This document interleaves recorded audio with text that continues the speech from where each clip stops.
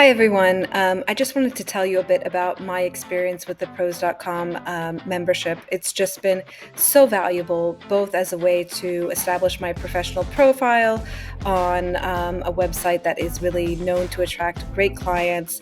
It's also a great place to interact with my fellow translators, keep up on continuing education through the webinars or other online training options. And there are also so many other tools from ChatGPT now to cat tool licenses being hosted, as well as just my go-to tools such as Pros Blueboard, which I always check whenever I get an email from a new client. The pros.com value is just amazing, and I've been a committed member for the past 15 years. Hi, I'm Michael. I'm a Japanese to English translator based in the UK. I've been a member of pros.com for close to a year now, and it really has been a great investment for me. I've had a lot of clients approach me via my profile. I've also made use of tools like the pros.com invoicing tool, which has made things very convenient for me in that area. And also having access to things like the Blue Board as well before approaching potential translation agencies has been really very helpful for me too. So I definitely recommend PROS membership to fellow language professionals. Hi there, my name's Susie Withers. I'm a French to English translator based in the UK, and I specialise in translating online courses and marketing content. I first became a PROS paying member in 2020 when I started my business. And the reason I became a paying member was for full access to the Blue Board. I was able to use the Blue Board as a basis for my outbound marketing by identifying clients in my target countries, which were France, Switzerland and Belgium. I still use the Blue Board today if a new agency approaches me or if I see an advert from an agency, and it helps me in due diligence. Another benefit I've had from PROS is community. So I joined a Facebook group with PROS members and was able to start learning about how the profession works. What are people's concerns? What are the technologies? What are the processes people use? So that was really valuable. And also some of the online networking sessions that were organised during COVID enabled me to meet some colleagues who are now great friends.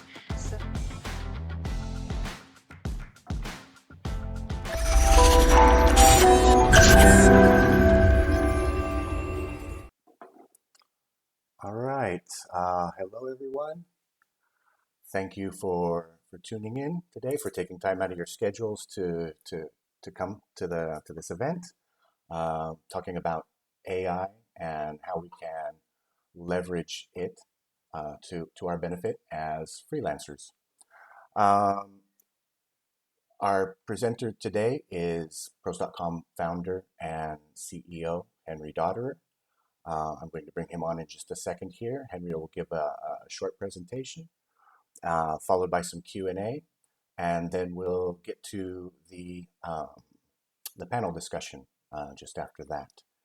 So, Henry, bringing you on now.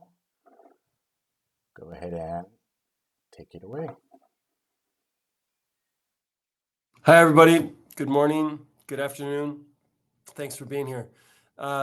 My presentation, it's not going to be anything earth-shattering. I want to give a framework here for the rest of the event, which is really the panel discussion, where we're going to hear from practitioners, and then the networking event, where you get to talk to each other. So pros.com serves translators.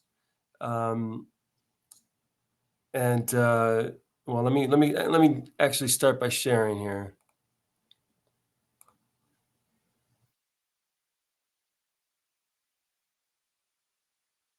And Jared, let me know if I'm getting this right or wrong. All right, so I'm going to start with my presentation here. So pros.com, as many of you know, thanks to those who are members, at pros.com, we work for freelancers. We empower professionals to work in the way that they choose. So we serve you. So if you want to work this way, we want to support you and give you the tools you need to work that way. If you have this as an objective, we want to help you get there. This meeting is really about the fact that AI is pretty significant. So we see it as our role to bring to you information and tools should you wish to participate in what's going on with AI. Again, Henry, thanks for being here. to interrupt. Yep. Is there a way you can make your screen a little bit bigger? It's coming up kind of small, the window that you're sharing. Is this any better? Excellent. Thank you. Go ahead. Okay. So let's first be clear when I say AI, what do I mean? Or when we say AI, AI can mean different things to different people. For the purpose of this session today, we're talking about large language models in particular, ChatGPT, Bard, Bing, and the like, Claude. We're not talking about machine translation, okay? What's the difference? Okay, I would suggest that maybe you can think about AI as a new resource, a new type of resource. You can use it like a research assistant. You can say things to it like, give me the most important terms in this text, along with their translations, or summarize what this text is describing. These are things, of course, that MT can't do. Or you can say to ChatGPT, tell me about real estate law in Cambodia, and it will give you answers. To demonstrate this. Now, I'm conscious of the fact I'm speaking to people who have varying amounts of experience with AI. We know that some people are using it and some people have become quite expert in it, and other people have not tried it yet. So I'm going to try to speak to all the groups here. But just to give an example, and Jared, are you able to see this document that I'm looking at now? Do tax credits benefit charities? Yes, looking good. Okay, good. Okay, so let's say you had to translate this paper. The title is Do Tax Credits Benefit Charities? Evidence from 2 states in the United States. Here's an abstract, and then here's the text. Okay, pretty long text. Now, I don't know about you, but when I was a translator, one of the first things I would want to do is familiarize myself with the content at a high level, at a general level. So with large language models, we're able to cut and paste a segment of text into the chatbot and do something like this. Please give me the 20 most important terms in the following text. Okay, and then I paste that whole text. Okay, and these chatbots are available for free. And right away, it's able to process that and give me a list of the 20 most important terms, quote, from that text. So I can get a sense of what this text is about.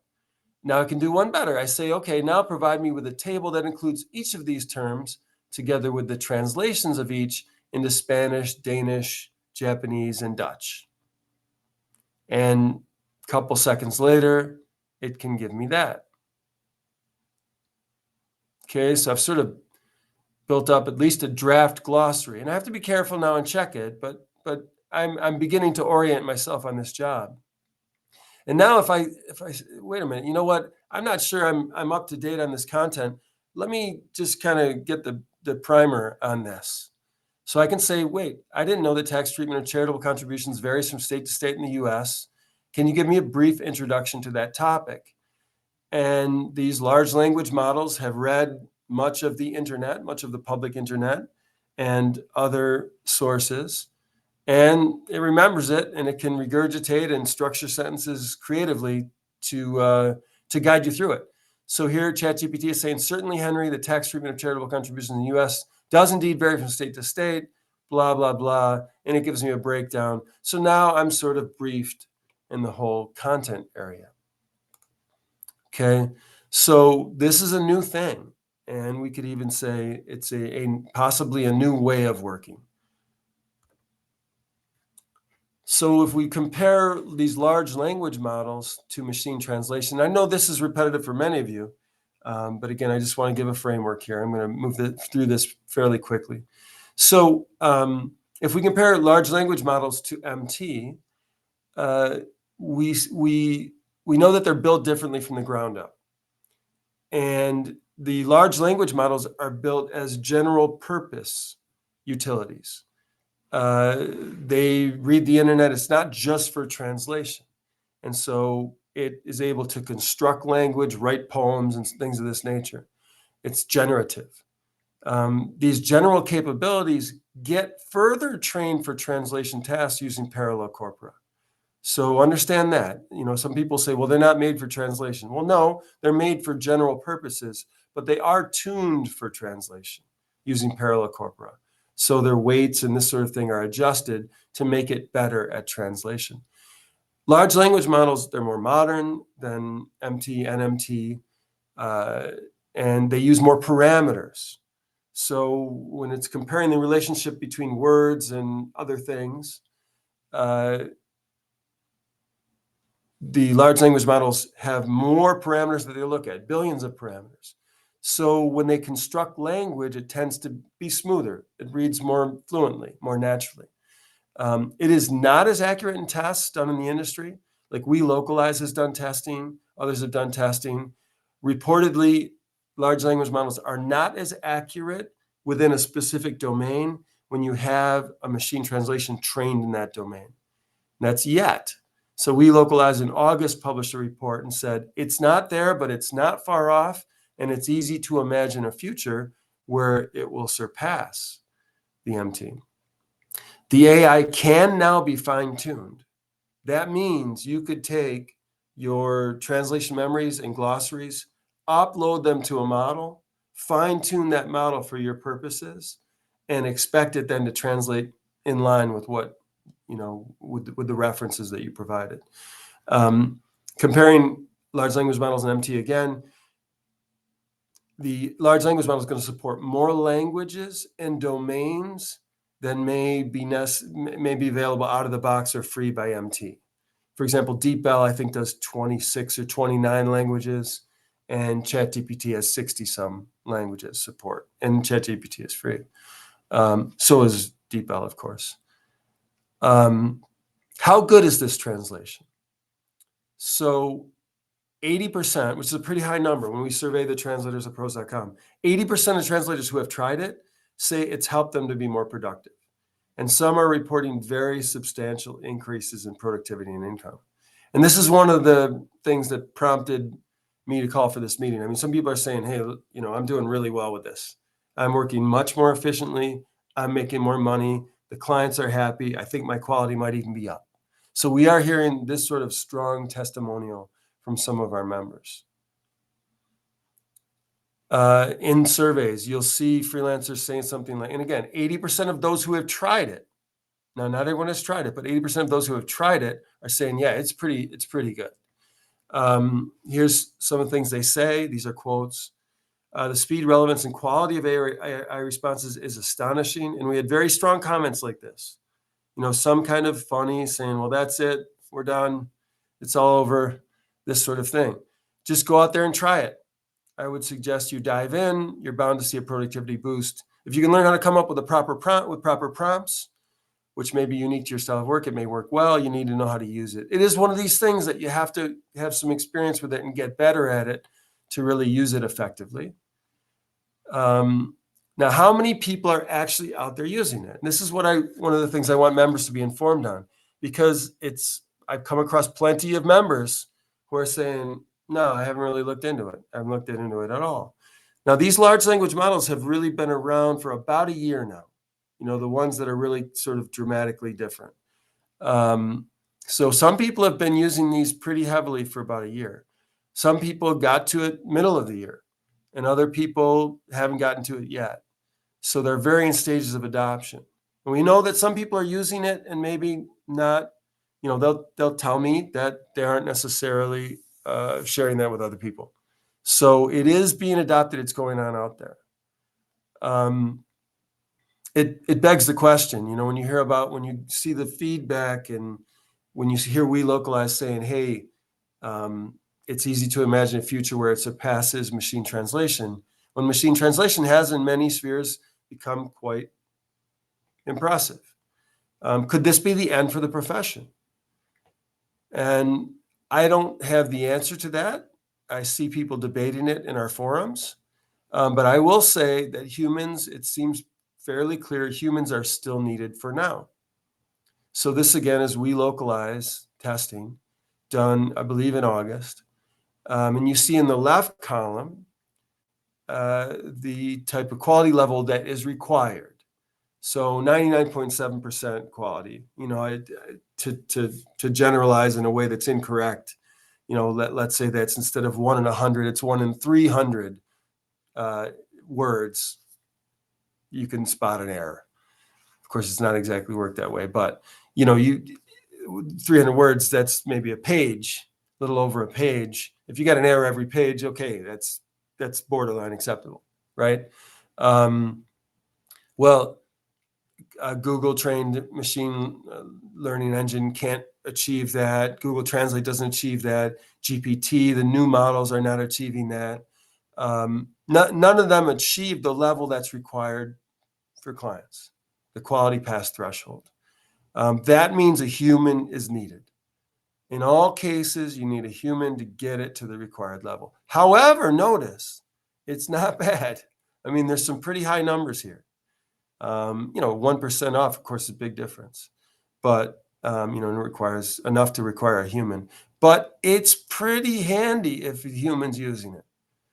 If you can get to 98, and then you're just checking it and improving it. So, these are quite effective technologies. That's consistent with what we're hearing in the surveys. So what are the weaknesses? Why can't it replace humans yet? We hear about AI. There's a lot of publicity about the concept of hallucinations.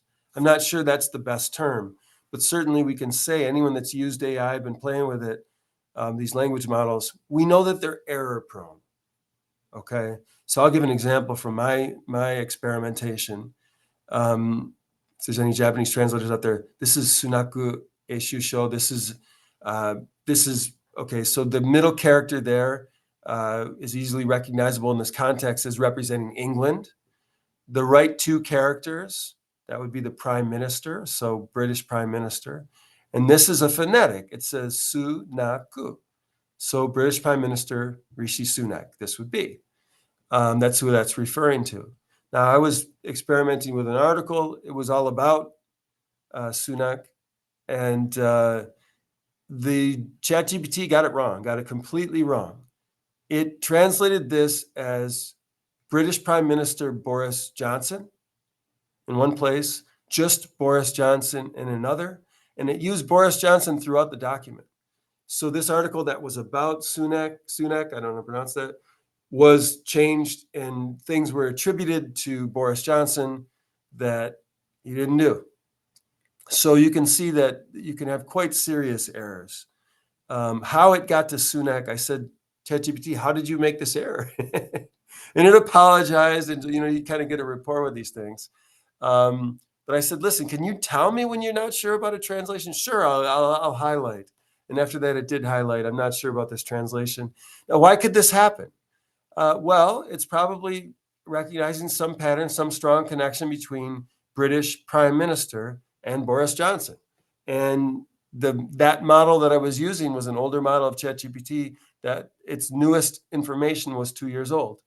So to it, if it saw that, it's going to go with Boris Johnson. So it's going to take its best guess, and it can be dramatically wrong. So for this reason, this is just the way these things work technically. So Rodney Brooks, from my alma mater, MIT, has said that has observed that currently full AI translation, in other words, AI translation without a human in the loop, it's only happening when there's not a lot to lose. Only instances. So either it's one of two things, Brooks said, either with AI, commercial use of AI, either there's a human in the loop, or it's an instance where there really is not much at all to lose. Then we have Yann LeCun, who I think is Meta's, Facebook's head of AI. And he's stated that apparently he's reported to have said that these models, the way they work fundamentally, you're not going to get rid of the errors. You're going to continue to have the errors. It's not fixable. There may be other approaches that would not be error prone, but with this approach, you're going to have those errors, according to Yann LeCun. Stylistically, this is a separate point. Stylistically, it's not as good as top humans. We can see this in various ways. Our member, Chris Schroeder, kind of shared in a funny way in the forums. He's an excellent writer, enjoyable to read his writing. You know, there are people like that. And he described ChatGPT's writing as that of a gobby teenager, a too talkative teenager, I guess. I didn't know the word gobby. And he said, furthermore, somebody has inserted a thesaurus up its back end, and by golly, it's going to use it. And I felt that was a pretty humorous way of describing. When you read enough AI, it's got kind of this, I don't know, this flavor to it that gets old. And it's not that enjoyable to read. Top human writers can beat it. Seth Godin has made that point. How can I survive in a world where ChatGPT can write articles like I can write articles? Well, mine have to be better. And he points out that it should be clear by now that if you don't have a certain knack or capability, if what you can do is just what any machine could do, well then you maybe should move on. You're replaceable. So you have to be good. And we see in the pros.com translation contest that these large language models, they do better than machine translation has. Note that, they are performing better in these blind translation contests where translators are grading it without knowing it's from a machine. It's now scoring in the 30th to 50th percentile, more often towards the 30 percentile in the last contest. So it is beating, with peer rankings, 30% of human translators in these contests. In one case, it came up as high as fourth, I think, out of 25. But I think there were some reasons for that. It was a little bit of an aberration. But we do see some movement in this direction. So the cautions, and this is a caution to anyone who's just getting started. If you've been doing it for a while, you've probably discovered this. But these are words from fellow translators. Never trust the AI. Always double check the translation yourself. You may experiment and use it, but make sure you read and check every word. You really have to do that because, again, it can be way wrong. Okay, so given this, the state of the industry, I notice among our members and users, three primary strategies. Some people are saying, you know what, not for me, good luck, those that want it, I'm not doing it. Not my bag, not my thing. I'm going to keep translating as long as I can, and so be it. Others I see, they're kind of rallying the troops to fight it. They're trying to criticize it, maybe overly so. I don't necessarily recommend that strategy. We'll support the other two, really. That one, I don't know. I mean, let's be honest about the shortcomings, I would say is maybe where pros is on that, but we're not going to exaggerate or pretend it's something worse than it is. It's quite effective tool right now. And then there are those that are embracing it. And that's probably the biggest group right now in my experience. And those are ones that we certainly want to support. So to those leaving it, I would say consider where. I think this is a valid response. If it's not your thing, you don't feel like doing AI, you want to do pure human translation from scratch, as it were, then I would say wear that choice proudly. You can set it in your profile. You can say, I believe we have that. I hope we have that feature set up. But you should be able to say, hey, I only do human translation. I don't use AI. And then clients will be able to search specifically for linguists who don't use AI. And who knows, that may be a nice niche to be in. For those who embrace it, there's various ways to embrace it. And we're going to get into this in the more interesting section of today's event when we talk with the practitioners and hear about how they're using it. But you could be using it for terms research, having explained content to you, getting ideas for, say, paraphrasing, these sorts of things. You can be using it actually for translation productivity. We do have people, and we'll hear from at least one, who are using it, tuning their own models to work more efficiently. We can use it on non-translation tasks. We'll hear about that as well. For marketing, client communications, you can write macros. Say, let's say you got a document where you have to keep formatting stuff. You can ask the AI to write a macro for you in Word, say, to fix the document. Of course, people that are embracing it now are finding themselves in these sorts of hybrid projects that may be fun in their own right. And some people are reporting that they're quite fun. We had a demonstration from a potential platform partner that is showing us, the way they localize YouTube videos. And let's say there's 8 characters in the video, and now they need a human to assign an appropriate voice for that character and to shorten or lengthen their statements. And so it's all relying on AI, but it's being tuned and fixed and perfected by a human. And that can be fun. And then you can use it for CPD, learning new fields, and so on. Here's an example of a member who is really embracing it and leveraging it to her advantage. Danielle Sanchez, who I spoke to recently, she has tuned an engine. Now she was doing this with MT before these large language models came along, and she's told us she offers Danny Bionica. She's named her MT service as a part of her service combo to direct clients. So she's reached direct clients, which, there's a percentage of members that are doing that. And if you're reaching the end client directly, it may be appropriate for you to offer up the AI and bring it into the project. If no one else is bringing it, if the client's not bringing it and the LSP is not bringing it, as professionals, we may want to be prepared to bring it ourselves so that the benefits can be leveraged. So she explains how she's including this service as an option to them.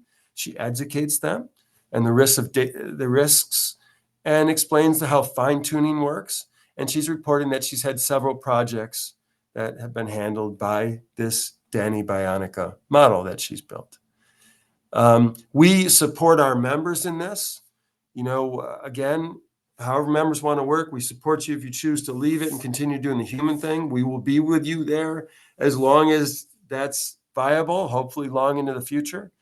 Pros doesn't have a strategy other than supporting human professional translators. So we're in this with you. We considered our job to go out and get information to you, have events like this for you, to get tools, find good tools, to build tools. We're building an AI tool. Some of you are testing it. We're going to help you fine tune and build your own models that you can bring from project to project. So you can take your translation memories and glossaries and put those into a bot that you build that can then be your assistant in your style. We're having collaboration. We'll do prompt sharing, these sorts of things. We have training courses that many of you have taken. We're going to relaunch our mentoring program with this included. And we provide reports and so on. Please consider membership if you're not yet. That's what makes this possible. Our latest membership offer for the first time in our history now, we offer a monthly option. It's $25 a month. It's a $25 commitment to try all these things. So I'd encourage you to give it a try. If you want to stay in the loop, hear more on this topic, you can drop your email address in at go.pros.com/AI. That's if you want to embrace the tool. We'll keep you in the loop. Here's some text from the last translation contest. It was Portuguese to English. I won't go into it now because we're tight on time. And here's the pros team. We're here for you. Ready to serve you. So please consider reaching out. If you want to talk to me directly, if you want to, I said I'll go into this event. The first 20 people that want to build an engine, I'd be happy to work with you personally because I want to inform myself as well. But if you want to build your own Danny Bionica, I'm willing to work with you. Drop me a line, henry@pros.com, and let's do it. So with that, Jared, that concludes my prepared remarks. I think we're a minute over. I'd hope to take some questions, but Sure. If we don't have time, let's go right into the panel. If you want, we can do a couple of questions and maybe you want to bring the rest over into the panel. That's up to you. Okay, sounds good. Here's an interesting one. Do I still need to buy a cat tool? Yeah, that's a great question. I would say that I'm not aware of any tool that surpassed cat tools right now. Most of the cat tool vendors are incorporating AI features into their cat tools. That said, I think the CAT tools are mostly structured. They anticipate projects where the client has involved AI or the LSP has involved AI, for the most part. So I think there's room for maybe a freelancer perspective brought into those. We are preparing a tool to enable our members to bring AI when appropriate, permission based. It has to be willing clients and so on, to projects in any translation environment. And others are building tools as well. So, but I'm not aware of it. I think you still may want a CAT tool. If you're a member, you get a free one. Cafe Trends free to Pros Plus subscribers. That would be included in the $25. So for $25, you get a CAT tool too. And that also has AI features built into it now. Right, good. Someone else asks, can we keep this a secret from those outside the industry? I do not want end clients to know I'm working more efficiently. Yeah, there's a lot of people doing that now. Yeah, can we keep it a secret? I don't know. I don't know. I think we want to be prepared at the very least when the client says, "Hey, what about AI?" I think we want to be informed and prepared to respond to that in a professional manner. Right, good. And one quick one before we move to the panel. Should I charge less for my translations now?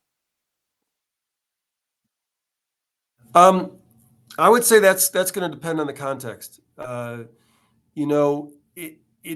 We see translators doing higher volumes in the same amount of time. So those translators are able to even charge less and make more on a per hour basis. That's a decision to be made. I mean, we've seen that as productivity has increased, we have seen the rates that are expressed, say, in invoicing, or we have different aggregate sources. Rates have gone down. In surveys, though, from what we hear, rates earned per hour are stable or slightly up.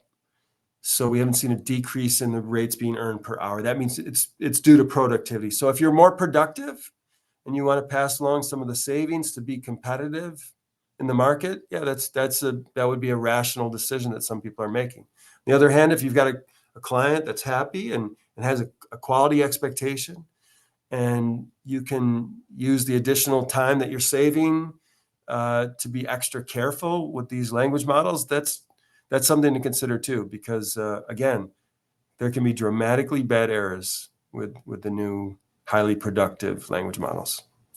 All right, great, excellent. All right, let me see if I can bring our panelists in here really quickly. Just a moment.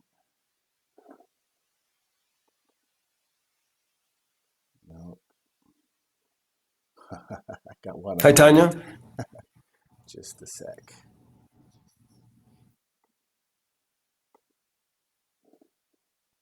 Okay. There we go. Pull them over. All right.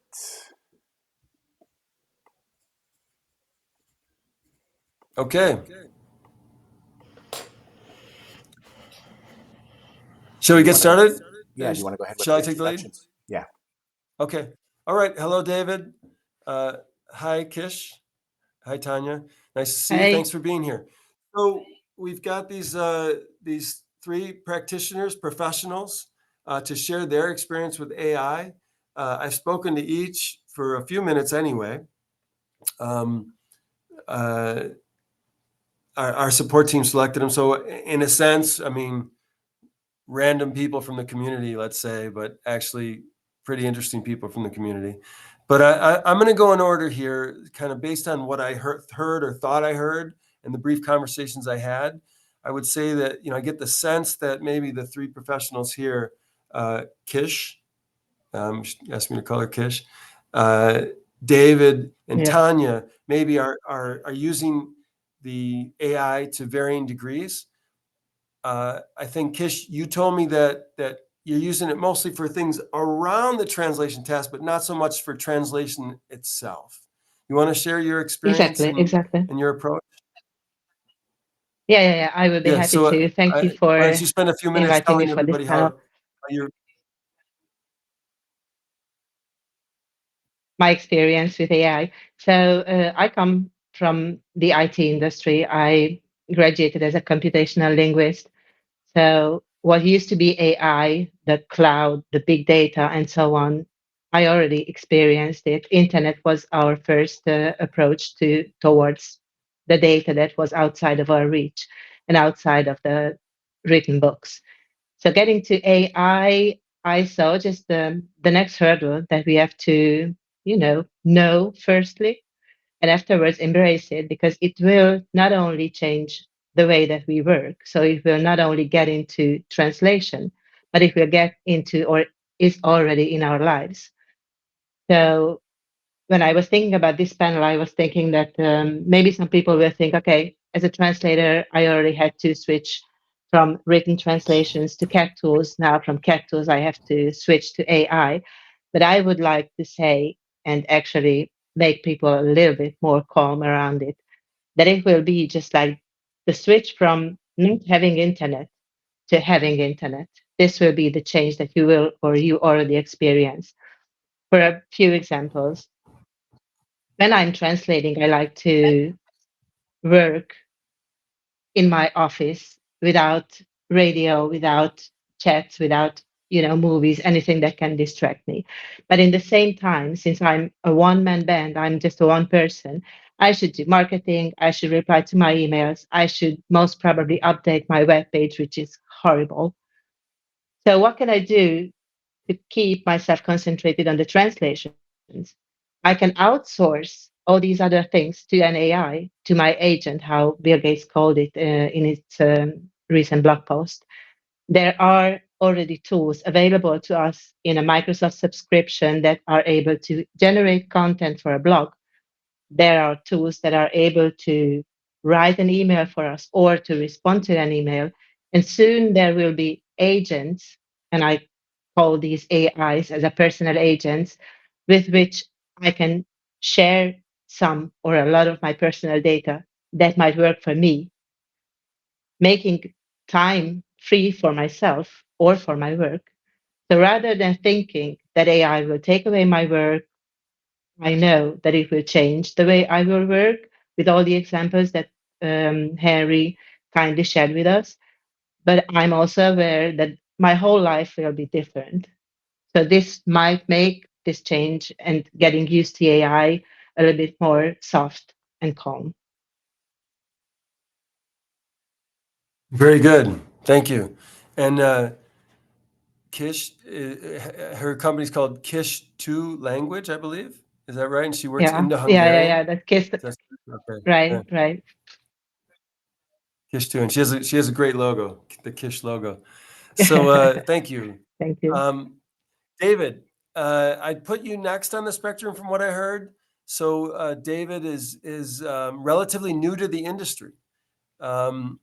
He is doing, among other things, we talked about how he's used it in legal translation, for example. But I thought it was really interesting that someone's coming into the industry in this scary time. So if you want to talk about that and how you're making use of AI and how you're finding it useful, I'd appreciate that. Oh, you're muted, David. David, I think you're muted.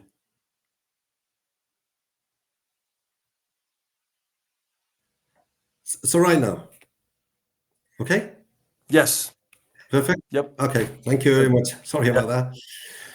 Well, I was saying that for me, the most useful thing that the utility of the IA, the AI, sorry, it was the search of terminology. That was for me the key point because, okay, creating glossaries, extracting terms, key terms, and that was really good. That was okay.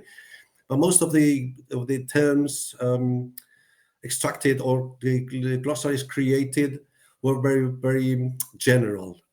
Like for example, if we are talking about an agreement, and but in I've got a case I've got an example. I was working and was trying things with the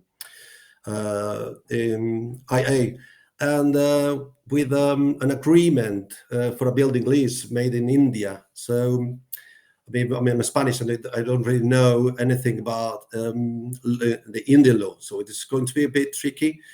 So I came up with a term which is ceiling limit, and the suggestions I had in hand at the moment was just the maximum, but maximum of what? And then I needed to clarify that concept. So I searched that in Edge, in Bing, and in Bard, and also in ChatGPT, and tried to compare the results. And I found that Bing was very, very accurate. I really loved the explanation. Then they gave me very good links, and the links were very consistent with the information, so they were very good. To be honest, that was very happy for me. I mean, I really trust in that, and I find it very helpful. The other two, ChatGPT, by contrast, the information of it was a bit general, but was more general. It was okay, but it was not so specific. And finally, Bard, well, the information was more or less about the same of a ChatGPT, but it gave more information about how it's been that law has been implemented, what kind of because it referred that term referred to a law in the way that you cannot own more land because it is not permitted by the government. So Bart gave more information about that, how it was implemented, and that not very useful for me because I wanted that the key point. I mean, just the explanation to apply a proper translation to the from the that term. You know, it is so. In the end, I found it very useful, and that's mostly for what I use this for. The Good. Yeah. IA. Thank you, David. I think in legal translation, I didn't do legal translation myself, but I understand that in legal translation, sometimes we're looking for not the literal translation, but the legal equivalent. Exactly. You know, someone explained it Yeah, to me. exactly. Okay, if you have a divorce, there's a catch-all reason for divorce in the U.S. Irreconcilable differences. Well, the catch-all reason in Italy is a different reason. So you're not looking to translate irreconcilable differences, but you're looking for the legal equivalent in Italy. And Exactly. it's in areas like this that the large language models can be particularly helpful. They can begin to delve into that area. And you hear how David is approaching that carefully, and getting links from Bing, for example, and searching those links and making sure that what has been shared is trustworthy, because it will convincingly, really, it will convincingly give you explanations that can be completely wrong. It's really funny to experience, because you build up the trust, but you do have to trust but verify, right? So Yeah, of thank course. you. Tanya, Yeah. and I want to circle back on other questions, but I just to get the introduction. Tanya is kind of a power user, let's say. Some of you will know her. She's trained, and she's kind of present in the social spheres that translators travel in. And she's told me a little bit about how she is using AI in powerful ways. So Tanya, if you'd share. Thank you, Henry. First of all, welcome, David, to a wonderful, beautiful profession with a bright future. Tanya and AI. As I mentioned yesterday, I'm kind of, in contrast to Kish, I'm a late adopter. I didn't sign up for ChatGPT until April because similarly to Kish, my background is in IT. And so I've always had my ear at the pulse, right, of current developments and stuff. And before April, I just thought everything was still too fresh, and there's too many kinks to be worked out, and I didn't really want to invest the time to see applicable scenarios for myself. But by the time April rolled around, I came to realize, okay, now is a good time to start. And obviously, I started, as so many of us, with ChatGPT, but I actually went through my list this morning of all the AI applications I use on a day-to-day basis. And that includes Writer, which is a beautiful, what would I call it? It creates content for different scenarios. I use Grammarly with the built-in AI functionality. I use Canva and heavily rely on AI there. I have about 8 or 9 Chrome extensions that I use without even thinking about it. That's, Jasper, Compose, Speak AI, Otter, Perplexity. I use it for data scraping, for instance. And so over that short amount of time, I've really come to embrace it. And OpenAI or ChatGPT is basically in my startup folder when I open up my browser in the morning, because that's how frequently I use it. And that is not to say I use it for translation. I will every now and then, but like Kish said, it's all the around stuff, right? For example, it's become so commonplace for me. The other night, I was sitting in the kitchen after dinner and writing some emails and stuff, and my daughter asked me to write a story with her. She wanted to write a story about a courageous fish and asked me for plot ideas. And I said, you know what? I'm really tired, and I've, creativity all day. My brain is tired, but I have an idea. I have this tool that we can ask. And so I told ChatGPT what we were doing, and it came up with a storyline that she could build on, and she did. And she ended up writing like an 8-page story, and she's 7 years old.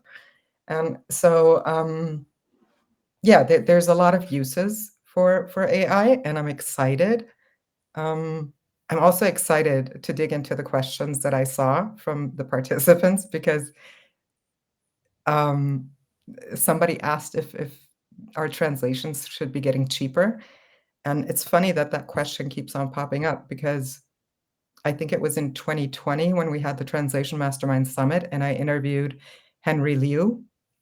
And that was one of the questions we talked about, but this was in relation to MT, DeepL specifically, because I think at that time they had released more languages.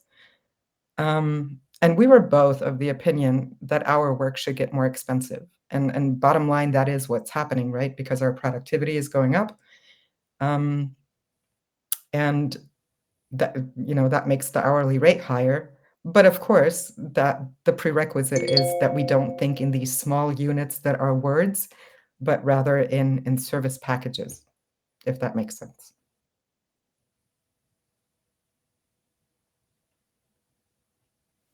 You're mute, Henry. Yeah. Okay. Yeah. Sorry, I was muted there. Yes, it makes sense. Thank you. Yeah, I think I see a pattern here, which is adapting, right? So I think what we have in common here on the panel is, it's like, all right, here's the new tool. Let's figure this out, and let's see where we can apply it. The readiness to do that, the opportunity to do that. And sometimes it's tough when we're busy, to find time to do that. Tanya waited till April, this, and there's other stuff that we haven't explored. The ability to upload large files, that's OpenAI just did that in the last week or two. So that really, Right. that begins to open the opportunity for more readily creating these trained agents of our own. So we'll start looking into that for people and sharing it. But what would you guys say to those? There's a lot of consternation out there, fear about the profession going away. But let's just talk about the positives. I mean, I don't want to work with AI. Do you feel that way? Or, to the extent you've experienced personally, I find some of it fun. How do you feel? Is it fun? Can it be fun? You guys mind if I go first? No, Go go ahead. ahead. It's like bubbling in me. See, the way I see it, I work exclusively with direct clients, with the exception of every now, peppering in an agency client. But my clients invest money in translations. They invest money into their international corporate communications, right? So that to me is a sign that they want to be good at what they're doing every step of the way. And part of that is leveraging the latest technology in any area, be that robotics, be that anything, sustainability concepts, HR concepts, anything. So they're already using AI. They will be the last people to tell me, no, don't leverage AI to make your work better, faster, for us to stay on top of that. So going back to your question, why would I not use the tools that my clients are using, eagerly using, right? Because everybody's looking for that competitive edge. And part of that is going to be to innovate. And so we have to innovate ourselves and our services, the way we go about our processes. And like you said, get an overview of a document before I commit to translating it, things like that. It's the small things that add up, and going with the times is nothing that we should be afraid of, number one. Number two, it's not gonna throw us back and take away our work. It's gonna change our work, yes, and there's things that need to be worked out. But personally, I don't understand the fear. Yeah. Yeah, and sometimes there's fun moments. There's funny moments where I don't know. It makes you laugh sometimes, doesn't it, David? I mean, Yeah, it you does. shared an Yeah.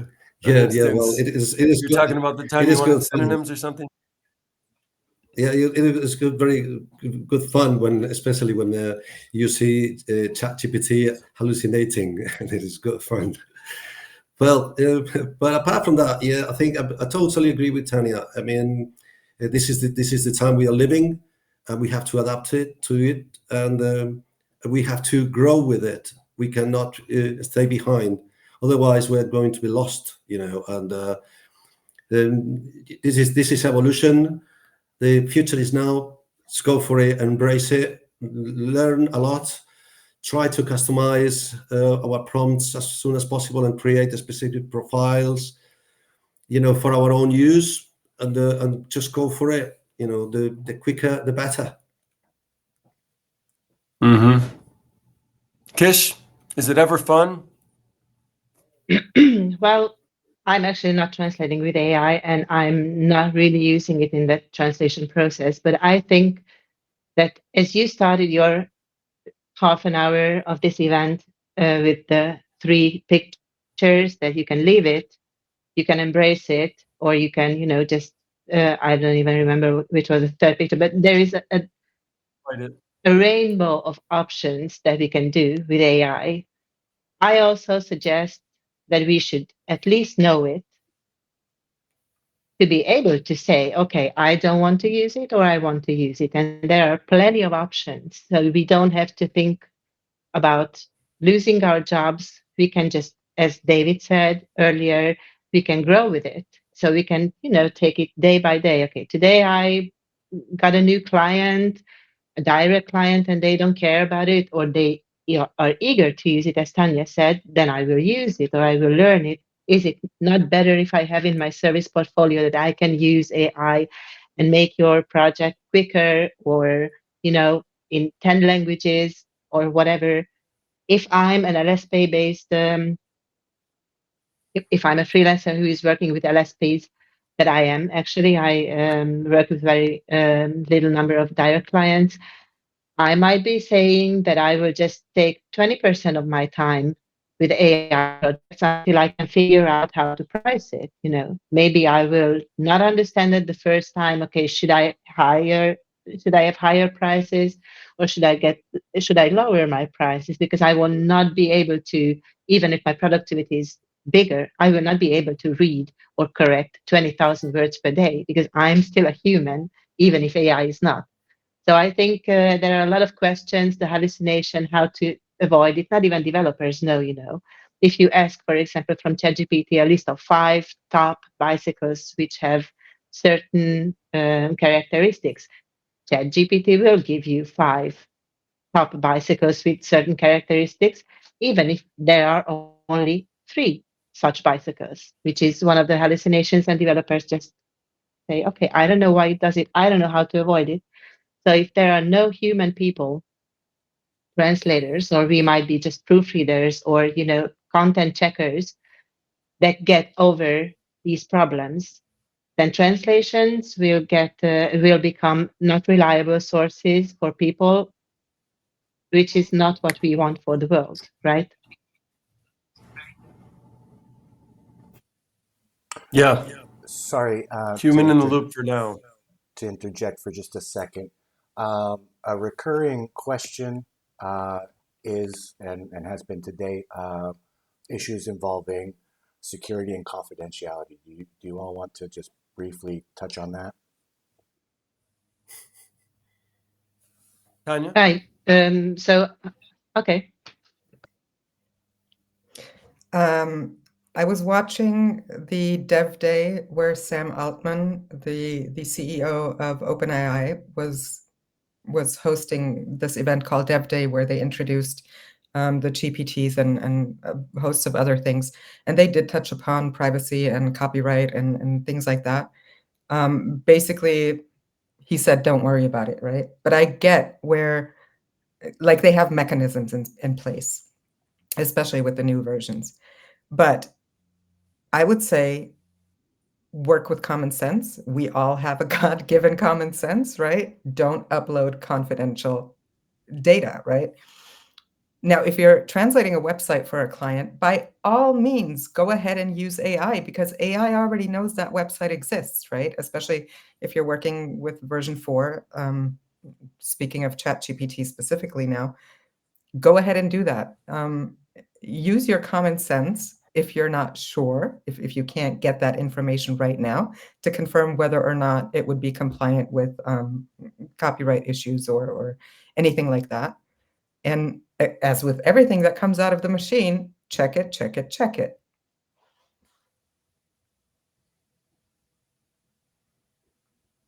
Yeah, there's different I licenses. think. Sorry. You have to look at the license and know whether you're divulging something or not. That's an important consideration. I'll just interject that. Kish? I wanted to say that I think the ChatGPT and OpenAI are just the first step towards an AI powered translation process, because I think that the big LSPs will have their proprietary AI. As you said, that also Praz is working with AI and it is experimenting with it, because OpenAI is a general tool. It knows general stuff, it knows a lot, but if you go to specific translations or specific contents, it gets lost, because it is trained with big data, with a lot of data, and it is not topic specific. So I think that also the privacy issues will get resolved after the AIs will be split up among the LSPs or among the clients, and the open AI will be, open to everyone, and it will get more data because people want to use their data. They will upload the data, and it gets better and it gets trained. But I think that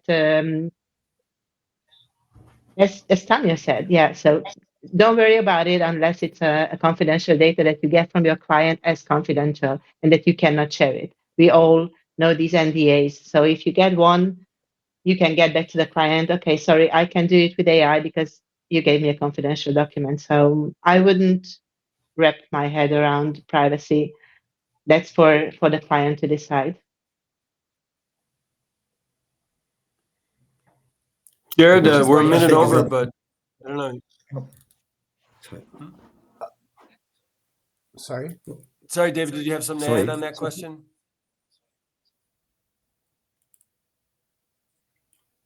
Pardon? Did you have something to add on the question of security? All right. Yeah. Well, sorry. Okay. The thing is that considering all those matters, Well, I think that sooner or later,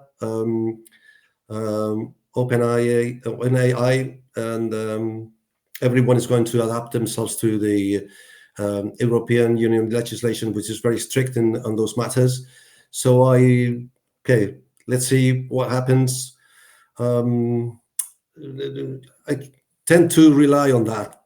Okay, so it's going to be, not as flexible as any other parts of the world in this way. So it's a bit too soon because it is too fresh, to see what happens. But then in the end, we have to rely on it. And then if they say, okay, we are going to keep this safe and we are going to keep this the privacy and the standards, the European standards, we have to believe them. So there is no other way. And anything, I mean, any computer is connected to the internet, so nothing is safe. So you are under at risk of an attack at any time. So okay, that's the point. I mean, you have to deal with it. Right. Just another thing for professionals to stay on top of, right? In this world we live in. It's true. Jared, do we have any other most common questions if we want to go a few minutes over, or should we go right into the networking event? Yeah, I think the most common question was probably around the security and the confidentiality. A lot of questions, a lot of interesting questions, but maybe we can take that into the networking event. So Great. If you're watching this, if you look down on your screen below the video to the program, you'll see a link to a networking event. If you're a pros.com member, you can click the button there and just jump to that. You'll be able to talk with Henry, with the panelists, with fellow attendees, and share opinions, comments, jokes, whatever you want. Yeah. So we'll for the panelists, Jared, I don't see a link under our screen. Tanya, David, Kish, do you know how to get there to the networking event? Yeah. I guess I just go back to my computer. Okay, I'll find my way there too. Yeah, just go to pros.com TV, where the event is, and just jump down the program there. I'll send you the link, though. I think we should do this again. Okay, so yeah, so you've heard from me, you've heard from the panel. Now everybody jump in and have your say. I mean, that's a big part of the way we work is we provide opportunities for positive, like-minded individuals to collaborate. So unfortunately, our remote package allows up to 200. I think we may have filled up on members, paying members, in other words. So that's why we made it a members-only event. But yeah, see you in the networking session. Thank you, panelists. Thank you very much. Thank Bye-bye. you. Thank you for the opportunity. Bye. Thank you.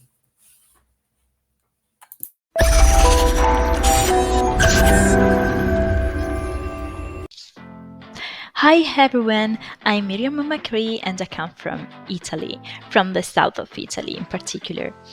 Well, I work from English and German and also Spanish sometimes into Italian. And I'm a translator, interpreter, and copywriter. Thanks to Prods, I got a lot of benefits. Networking with colleagues, but also I got also the possibility to do mentoring meetings with young people who are trying now to approach the market. I love the blue board in Prods because it gives you the possibility to check if the possible leads are suggested or not loyal at all. Well, I think that Prouds also gives you the possibility to do a lot of things. Invoicing, for example, but also finding for new job opportunities and new customers. I got different customers thanks to Prouds, and I'm still collaborating with them. I'm specialized in business, automotive, tourism, and more. Well, I suggest to everyone to join the Prouds network because I think that this is a good opportunity to grow for you both personally and professionally. Even because Prouds gives you a lot of tools that, of course, can just improve the quality of your translation services, but also not just translation services, but language services in general. So I hope you can join our network and see you soon. Bye. Hello, my name is Adrian. I'm a German translator from Switzerland, currently working with a beautiful view in Hungary, in the countryside. I am a long-time Pros member already for many, many years. Especially in the beginning, it really helped me out immensely to get my career going. Nowadays, I don't spend that much time on the platform itself, but I still do benefit from especially three benefits massively. Number one being paid members get ranked higher in search than non-paying members, which means a lot of people contact me through the website, and I can then see if this is actually beneficial for me or not. Number two is invoicing. I use their invoicing tool every month. Beginning of the month, I write my invoices with Pro's invoicing tool. It's perfect. I feel like it's tailored towards translators, and I use it every month. And number three are the training resources. For the membership price that you pay anyways, you also get great resource for training, for especially in the beginning when you don't have that much work yet. You can really spend a lot of time on there and just do all the trainings, all the courses for free, basically included in the price. And also, if you're a seasoned professional, there's always something, workshops, webinars, interesting things happening. So these three things are the main reason why I really enjoy paying for Pros membership. And I think it's great for any translator out there, so highly recommend it. Hi, I'm Romina Escarihuela, an English, Portuguese, and Spanish conference interpreter born and based in Buenos Aires, Argentina. I guess I've been a ProZ member for more than 10 years now, and it's a real pleasure for me to be part of this community. And if you are thinking about investing in this platform, I really encourage you to do so. When I started working as an interpreter, I decided to join first because I've got lots of resources with the glossaries and the queries that I could do and the questions that I could submit to the community. At that time, 10 years ago, I was working mostly as a translator, so it was wonderful to get more experience in working with ProZ at the time. And then I hit one of my most important interpreting clients through ProZ back in 2015, I guess. It was a multinational company that was looking for medical interpreters in the language combination of English and Portuguese in Buenos Aires, something that's very hard to find here. And well, I've been working for them ever since, now also remotely, not only in on-site events. And besides getting this wonderful client, I had the chance of meeting other colleagues who were looking, for other translators to build up a team. And those colleagues happened to be here in Buenos Aires as well.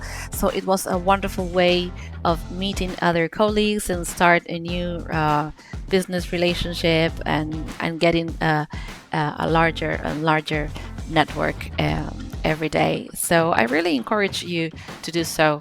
So, well, thank you very much for listening to my testimonial, and I hope to have encouraged you. And in case of any doubts, you can contact me directly. Cheers!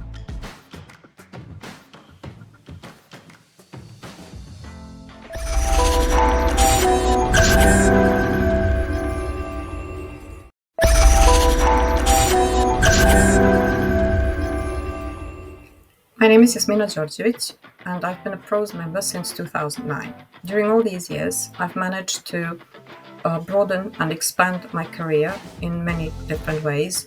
I've acquired new skills, new techniques that I've learned from working with other colleagues, and I've had the opportunity to build new contacts, to broaden my network, and to work with various agencies. So obviously, being a member of Pros brings a lot of benefits. And as a member, you have access to many different activities and trainings and other options available through Pros. And I highly recommend you join this very, very large community and experience all the benefits that the membership can bring you. So I highly recommend you join Pros and experience for yourself. You will not regret it. Hello, my name is João Paulo. I'm based on Fortaleza, Ceará, Brazil. Well, I'm very glad of being part of ProZ Network because it's been very rewarding, so financially and also professionally speaking. Well, I work with, I'm Brazilian native, so I work with Portuguese from Brazil, and I also work with English and Italian and Spanish and French, and I am a translator and an interpreter, so I'm very keen on being of service to all of you, all the companies and all the colleagues making part of this huge network called ProZ.com. Thank you very much indeed. Bye-bye. Hi, my name is Claudia Brower. I'm a veteran of the translation and interpreting industry. My language pair is English Spanish, and I want to tell you what is so special about Pros.com and its membership. And it's because you make community, you access training, you access job board, and a lot of important clients that are out there are getting their translators and interpreters through Pros.com. You've got a large community of fellowships that can discuss the things that are going on today that you want to be a part of. And you have access to so much training. I mean, the training that's on Pros.com is invaluable. And that includes, of course, my training. I'm not only a member, I'm also a trainer. And it's invaluable, the training that you can access. So you can connect with clients, you can expand your network, you can find job opportunities, you have the job board, you can showcase your skills, you can have forum, you have webinars. And it's really, really something that if you want to, improve upon your connections, because nowadays it's all about community connections, please think about what's best for you, and the Pros.com membership is really important. I really would like to impress upon you that it's important for you to be part of a group of people with your same interests at hand. That's what calls my attention about Pros.com, that they really have my best interests. I can access those things that really talk to my best interests.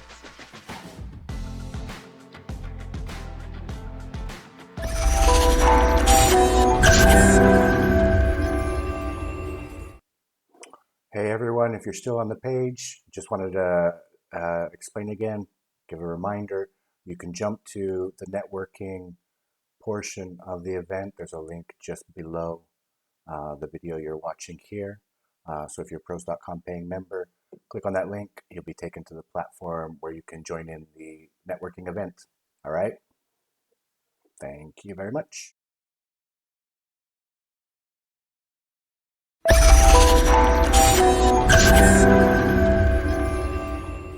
Hi, everyone. I just wanted to tell you a bit about my experience with the Pros.com membership. It's just been so valuable, both as a way to establish my professional profile on a website that is really known to attract great clients. It's also a great place to interact with my fellow translators, keep up on continuing education through the webinars or other online training options. And there are also so many other tools, from ChatGPT GPT now to cat tool licenses being hosted, as well as just my go-to tools such as Pros Blueboard, which I always check whenever I get an email from a new client. The Pros.com value is just amazing, and I've been a committed member for the past 15 years. Hi, I'm Michael. I'm a Japanese English translator based in the UK. I've been a member of Pros.com for close to a year now, and it really has been a great investment for me. I've had a lot of clients approach me via my profile.